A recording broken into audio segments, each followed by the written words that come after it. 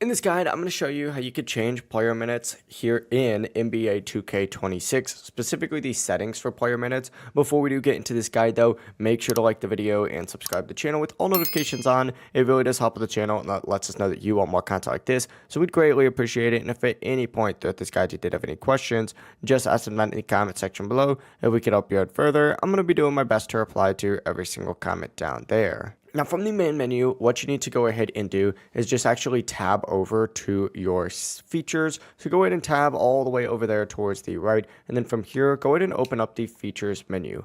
Once you're in here, you need to find specifically the coach settings, which is going to be on the left-hand side by option. So just scroll down a little bit, select coach settings and open it up. And then in here, if you scroll down a little bit, you're going to see a player minutes tab. Now it's going to be set to automatically, but essentially you can leave it set to automatic if you want the AI to manage the minutes, or you could set it to manual just like so if you want to control them yourself. It really is as simple as that. You just select it, tab over to the right, and then of course you can go ahead and adjust it just like so. If you guys did have any questions, ask them down in the comment section below and we can help you out further. I'm going to be doing my best to reply to every single comment down there. Before you do leave this guide though, make sure to like the video and subscribe to the channel with all notifications on. It really does help us out and lets us know that you want more content like this. We'd greatly appreciate it. Have a great rest of your day though. Peace.